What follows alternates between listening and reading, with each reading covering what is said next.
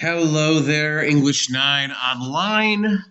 I just want to take some time here to review and summarize Act 3 and give you my breakdown of Act 3. Pretty eventful act. A lot of stuff happens in this act. And it starts pretty much right off the bat with Act 3, Scene 1, which starts off with Benvolio talking to Mercutio about how they should go inside and just kind of get out of the streets because the Capulets are walking around and just it's hot out and it's that type of heat and that type of weather that just puts you in a bad mood and makes you quick to anger. And Benvolio just has this feeling that if we run into the Capulets, we're gonna start a fight. There's gonna be a fight, so we should go away. Or get inside so that way that won't happen. And he and Mercutio tease each other about how they're each quick to anger. And pretty much right once that's done, they run into Tybalt, who is looking for Romeo. Because Tybalt, again, is angry that Romeo is still angry at Romeo for crashing the Capulets' feast back in Act 1. And Mercutio starts taunting and provoking him and just trying to get a rise out of Tybalt. And Tybalt gives it back to him. But Mercutio keeps escalating and egging on the situation. Benvolio comes in and tries to de-escalate, telling each of them that, hey, we either need to take this inside and talk this thing out, or we just need to say goodbye and just go our separate ways right now because we're in public. There's people around. We cannot fight. So those are the options. But it's roughly around that moment when Romeo comes in, pretty quick after, about an hour after marrying Juliet. And Tybalt starts insulting Romeo and challenges him to a duel. Romeo does not rise to his taunts and tells him that he does not want to fight him, and that he's just kind of going to bid him good day and go on his way. Does not tell him why, but we, the audience, know that the reason Romeo does not want to fight Tybalt is because Romeo has just married Juliet, so technically he and Tybalt are now related by marriage. So Romeo does not want to fight what is now technically his own kin. Because again, Tybalt is his wife's cousin. So he does not want to do that. Mercutio, however, this Romeo not responding to Tybalt's threats and not defending his own honor and reputation, that doesn't sit well with Mercutio. Mercutio thinks that Romeo is basically being soft and is being weak, and Mercutio decides to fight Tybalt on Romeo's behalf to uphold Romeo's reputation and honor. Romeo does not like this and basically tries to break up their fight, succeeds in doing so, because again, he does not want, one, he doesn't want either of them to get hurt, and two, he doesn't want the prince to find out, because if we think back to the prince's law or decree back in Act 1, the prince has said that anyone fighting in public in Verona will be put to death. So Romeo breaks up the fight, but Tybalt stabs Mercutio from under Romeo's arm, mortally wounding him. Mercutio realizes that he's been mortally wounded and that he is going to die from this wound, making actually a pun, saying that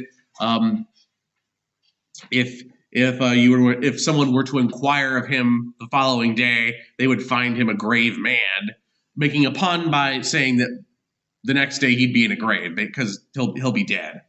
And Mercutio is pretty angry and upset about this. And notably, he's angry at both Romeo and Tybalt for causing his death. And he repeats a line several times as he's dying. He keeps saying over and over, a plague on both your houses, where basically he is cursing both the Capulets and the Montagues because he blames the feud between the Capulets and the Montagues for causing his death. And basically, he's cursing them for their pettiness for bringing about his stupidity because of this feud. Although, again, I think it is important to remember that while the overall situation between the Capulets and the Montagues and between Romeo and Tybalt in particular did result in his death, Mercutio is the one that started that fight. So Mercutio started his fight with Tybalt. Even though the overarching situation, the overarching conflict came because of Tybalt's beef with Romeo. Romeo is very upset by Mercutio dying. One, because he's a close friend of his, and two, Romeo feels guilty that Mercutio died basically standing up for him because Romeo was not standing up for himself. And he blames his marriage and his love for Juliet for, as he kind of views it, making him soft and weak and not willing to stand up for his own reputation and defend his honor. And instead, his friend did it and died because of it. And pretty soon after this, Romeo sees Tybalt again and fights with Tybalt and kills him. Romeo books it. Romeo leaves immediately after killing Tybalt because he realizes that this is bad, which is a good thing for him that he did that because the city watch shows up after that looking for Tybalt to arrest him for killing Mercutio. And along with the City Watch, you have the Montagues, the Capulets, and the Prince as well, who all show up. And the Capulets are pretty angry about Tybalt's death. Lady Capulet, in particular, demands that the Prince execute Romeo as a form of justice and retaliation for Romeo killing Tybalt. However, Benvolio explains what happened and explains that really the situation started because of a fight between Tybalt and Mercutio, and Romeo actually tried to break up the fight, and Tybalt's the one that killed Mercutio after Romeo had broken the fight up. And then after Tybalt had killed Mercutio, that's when Romeo fought Tybalt and killed him out of anger and to avenge his friend, who was also the prince's relative. And the prince does take that circumstance into account. He recognizes that, okay, this is a pretty complicated situation because, yes, Romeo fought and killed Tybalt, and for that crime, Romeo should be executed. But he did that after Tybalt fought and killed Mercutio, which is a crime that would have gotten Tybalt executed as well. So the prince makes kind of changes the law a bit here. The prince says that, well, since Romeo only killed Tybalt after Tybalt had killed Mercutio, he decides that Romeo will not be executed. He will instead be banished or exiled from the city. He will have a short period of time to leave Verona, and he is not allowed to ever come back. The Capulets are very upset. Again, Lady Capulet is furious about this, and she still wants Romeo to die. That's the end of scene 1. So scene 2 is between Juliet and the nurse, where the nurse arrives to tell Juliet that Romeo has killed her cousin Tybalt, and Juliet is pretty upset at this. She's sad that her cousin has been murdered, but two, she, after initially being angry towards Romeo for killing her cousin and thinking that he was duplicitous towards her, that he was able to conceal an evil core with a beautiful exterior, Juliet later kind of softens that stance and takes the view of, well, if Romeo hadn't killed Tybalt, Tybalt would have killed Romeo. So it would have been bad either way. And she furthermore evolves that by kind of mentioning how, yes, she's upset that Tybalt's been exiled, but she's even more upset that Romeo, or sorry, she's upset that Tybalt's killed, but she's more upset that Romeo is banished. Sorry. But she's more upset that Romeo is banished because it means that he will not be able to be with her now. And to calm her down and to try and assuage her, the nurse promises to go and see Romeo to tell him that he needs to come and find a way to come and say goodbye to Juliet before he leaves. That brings us to scene 3, which begins with Friar Lawrence going into his cell to talk to Romeo. So it's revealed that after killing Till, Romeo immediately went to go and hide out at Friar Lawrence's until the situation calmed down and he could find out what was going on. And that's when Friar Lawrence comes to talk to him and tells him that he has not been sentenced to death.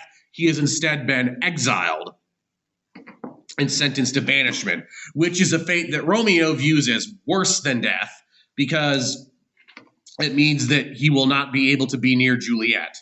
And Friar Lawrence calls him out and basically is like, and tells him that he's being ungrateful and that he should really actually view himself as lucky and blessed in this sense because he committed a crime that normally would warrant death, but the prince is showing him mercy by exiling him instead of executing him, and basically calls out Romeo for being ungrateful and for being what he thinks is overly dramatic. And the nurse comes in to look for Romeo,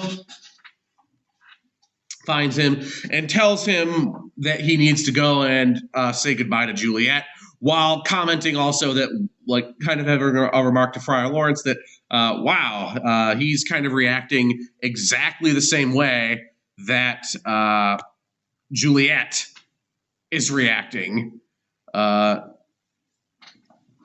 And Friar Lawrence takes a moment to really scold Romeo for behaving this way. Basically calls him out, telling him that he needs to start acting like a man, especially now that he is a husband. He needs to start acting like a man and thinking about his wife's needs as well, and how if Romeo were to so Romeo has begun to consider committing suicide because, again, Romeo feels that it would be worse to have to live without Juliet than to die. And Romeo is considering killing himself. And Friar Lawrence is able to talk him out of that by telling him that,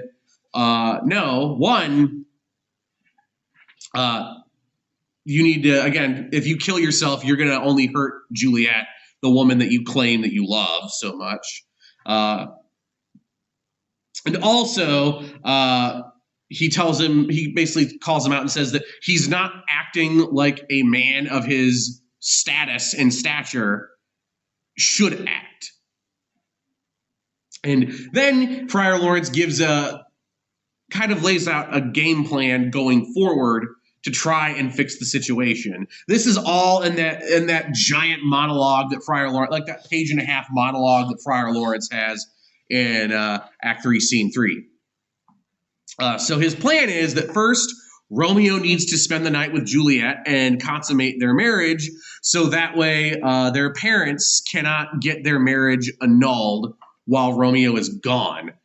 During the Renaissance period, divorce was generally not allowed, but one avenue for ending a marriage was by getting it annulled, where under certain pretty specific and rare circumstances, a marriage could get annulled, which is basically the church saying that, well, in the eyes of the church, you were technically never really married. So it's almost like it's almost like the church is just saying, yeah, you guys were, for all intents and purposes, you were never married.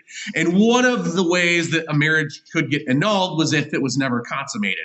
So Friar Lawrence is telling Romeo he needs to consummate the marriage, so that way the parents cannot get their marriage annulled while Romeo is gone.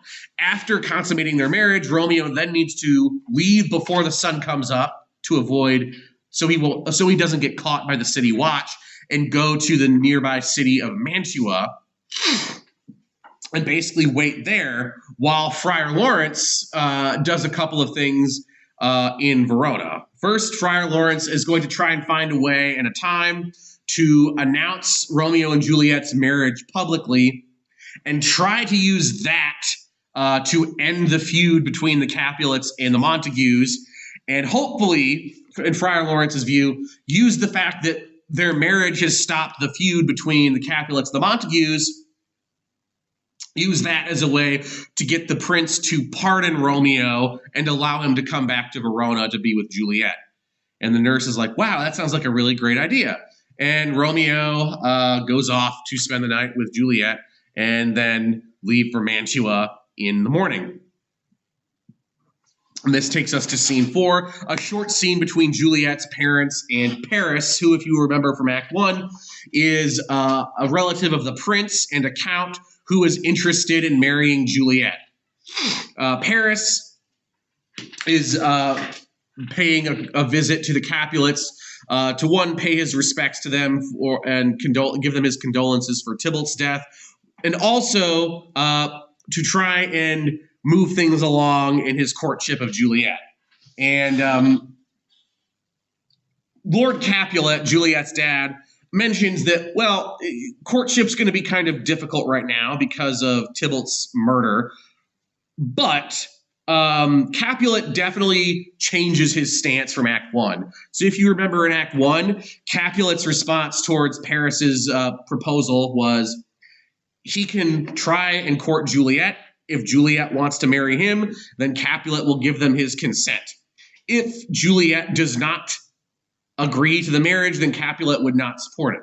Now, Capulet tells Paris that basically he and Lady Capulet are going to really put some pressure on Juliet into agreeing to Paris's proposal, so that way they will get married. And Capulet tells Paris that Juliet will be ready to marry him in 3 days, on Thursday. And he sends Lady Capulet to go and talk to Juliet before she goes to bed.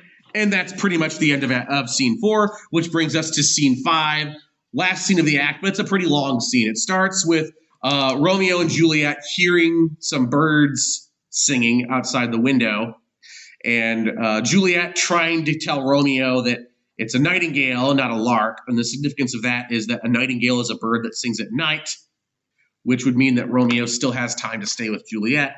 Whereas if it's a lark, a bird that sings in the morning, it means that Romeo needs to leave. And they talk for a while, each of them remarking on how they hope they'll see each other again. Romeo has a feeling that they will see each other again, while Juliet kind of has this ominous feeling about the future. But the nurse lets Juliet know that her mother is coming to talk to her. So Romeo leaves, go to Mantua.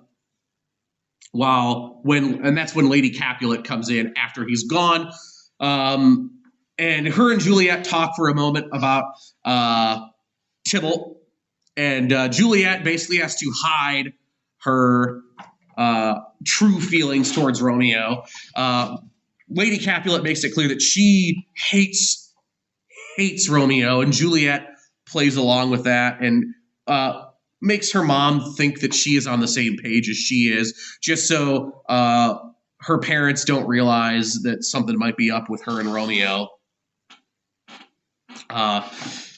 Lady Capulet also reveals that she is putting together a plan to send a guy to Mantua to poison Romeo, to effectively do what the prince will not do.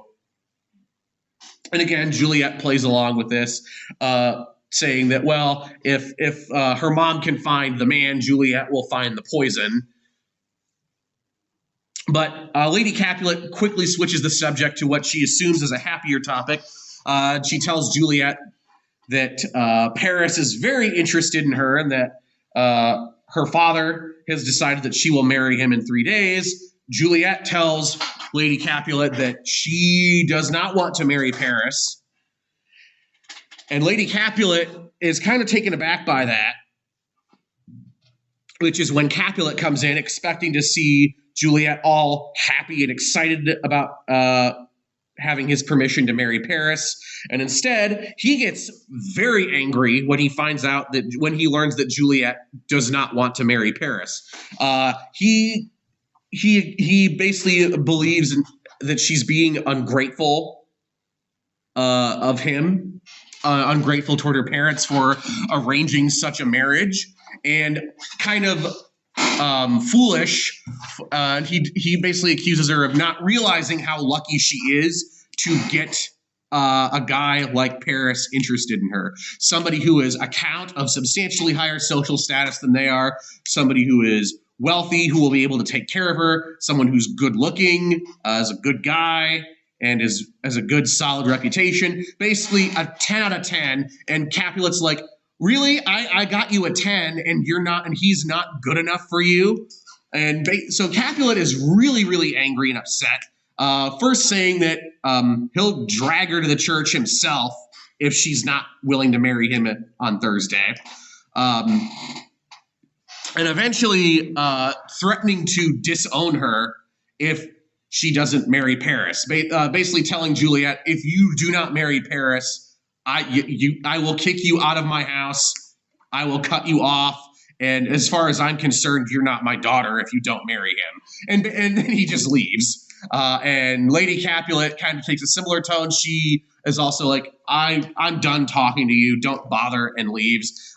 Juliet is just trying to find a way to delay the marriage. She's concerned because, again, her parents don't know, but we know that she's already married to Romeo.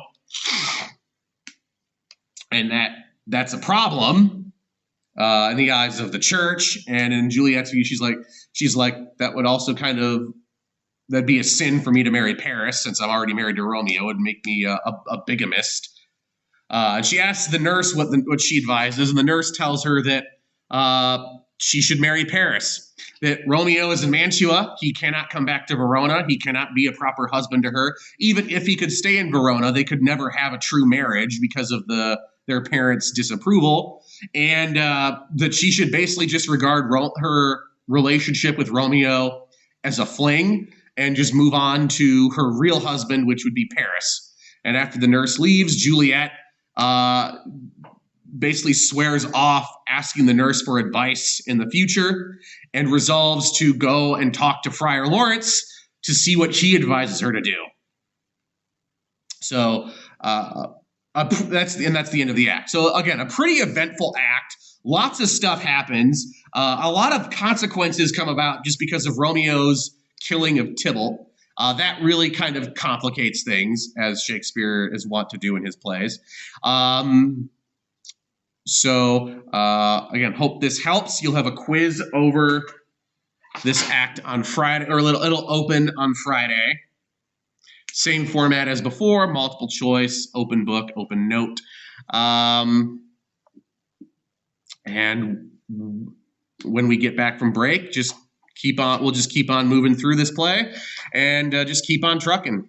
So if you have any questions or concerns, let me know. Get in touch with me. But since this is going to be the last video I put out before break, just have a good spring break, and I'll talk to you when we get back.